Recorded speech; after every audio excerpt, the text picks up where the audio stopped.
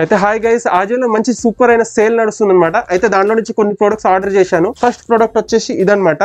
Offer లో jeans చూపిస్తుండే ఒక 300 rupees budget లో, అది కూడా. అయితే ఒకసారి ఆర్డర్ చేసి చూద్దాము, మన ఆడియన్స్ కూడా చూపిద్దామని ఆర్డర్ పెట్టేశా.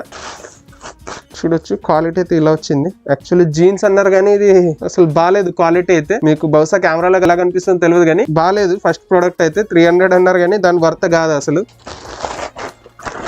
దీంట్లో ఒక కుర్తా ఆర్డర్ చేశాను, దాంతో పాటు ఒక స్లీపర్స్ ఆర్డర్ చేశాను అనమాట. ఇలా ఉంది.